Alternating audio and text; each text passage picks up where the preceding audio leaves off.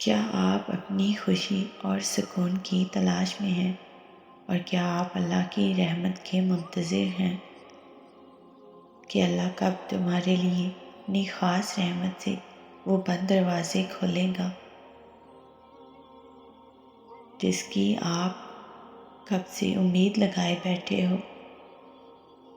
تو یاد رکھیں، اللہ قرآن پاک میں فرماتے ہیں، ہم نے ان لوگوں کے لیے کھلی نشانیاں نازل کی ہیں جو ہم پر ایمان رکھتے ہیں، اور کہو راستہ وہی ہے جو اللہ نے بتایا ہے۔ اور دیکھو، اگر آج اللہ دینے میں دیر کر رہا ہے تو دیری میں بہتری ہے۔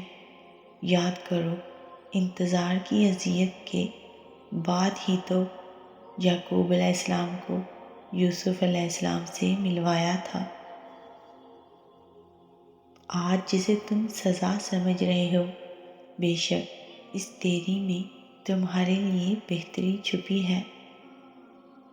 جب آپ ایسی چیزوں کو حاصل کرنے کے لیے بے چین ہو جاتے ہیں جن کا آپ کو علم نہیں ہے تو پریشان نہ ہوں۔ اللہ فرماتا ہے، سب کو چھوڑ کر اندھا اعتبار کر لو مجھ پر۔ یقین کرو میں اپنے وعدوں کا بڑا سچا ہوں، اور بے شک اللہ تمہاری دعاؤں کا جواب ان ذریعوں سے دیتا ہے جو تمہارے لیے بہتر ہوتے ہیں، ان ذریعوں سے نہیں جنہیں تم بہتر سمجھتے ہو۔ بے شک تم نہیں جانتے، لیکن اللہ جانتا ہے۔ دیکھو، اگر آج تم غور کرو تو تم کو اندازہ ہوگا کہ اس دنیا کی ظاہری حالت سے انسان کس طرح دھوکہ کھا رہا ہے۔ یاد کرو وہ حضرت نوح علیہ السلام کا قصہ، جب وہ دریا سے بہت دور کسی خشک مٹی والی جگہ پر اپنا جہاز تیار کر رہے تھے تو اس وقت ان کے ارد گرد کے لوگوں کو مذاق لگنے لگا کہ حضرت نوح علیہ السلام یہ جو جہاز بنا رہے ہیں، کیا یہ جہاز اس مٹی پہ چل بھی سکے گا؟ لیکن اس وقت تو کسی کو اندازہ بھی نہیں تھا کہ واقعی میں ہی اس جگہ پر جہاز چلے گا۔ تو جان لو، اگر تم ظاہری حالت کو دیکھ کر مایوس ہو کر بیٹھ گئے تو بیٹھنے کے بجائے اگر تم حقیقت کو سمجھ کر اپنا کام کرتے رہو نا، تو تمہاری لائف میں نہ کوئی مشکلات آئیں گی اور نہ ہی تم کو غم ستائے گا، کیونکہ اللہ رب العزت کے ایک اشارے پر ہر چیز بدل جاتی ہے۔ اور کیا پتہ تمہاری چاہی ہوئی چیز اب بس ایک قدم کے فاصلے پر ہو،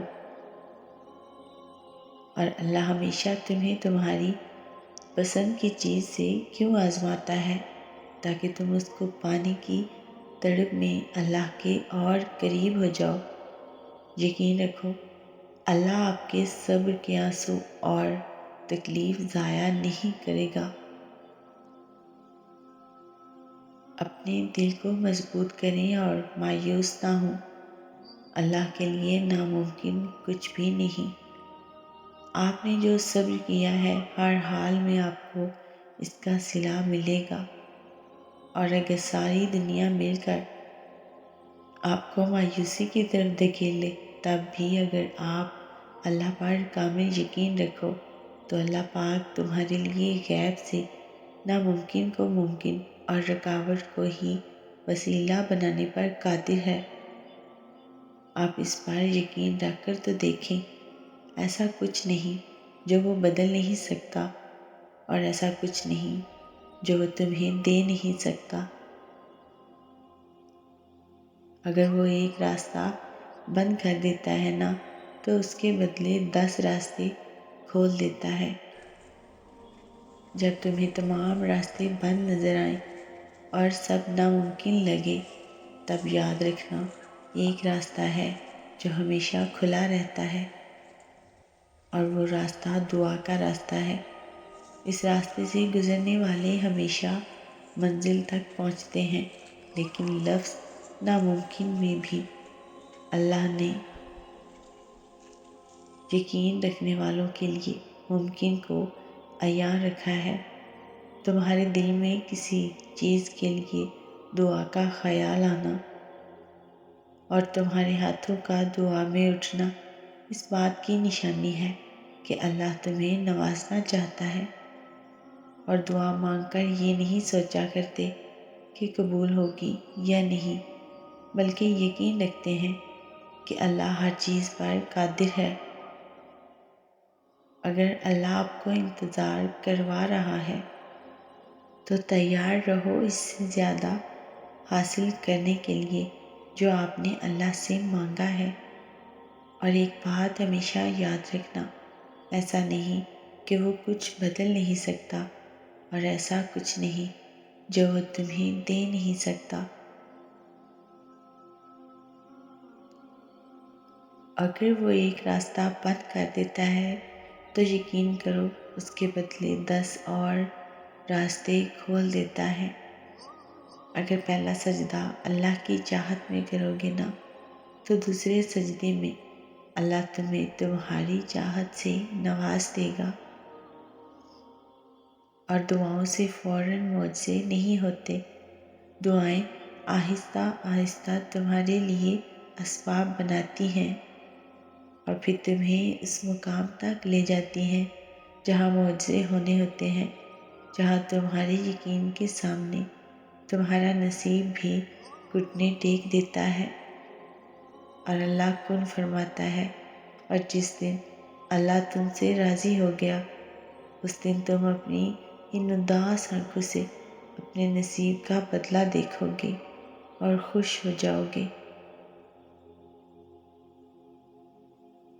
تمہارا بس یہ یقین ہونا چاہیے کہ وہ جو بھی کرتا ہے تمہارے لیے بہتر ہی کرتا ہے۔ بس اللہ پر یقین کے ساتھ مانگتے رہو، نا امید نہ ہو۔ وہی تمہیں دے گا، کیونکہ صرف وہی تو تمہیں دے سکتا ہے، اور وہی بہتر وقت پر بہترین سے نوازتا ہے۔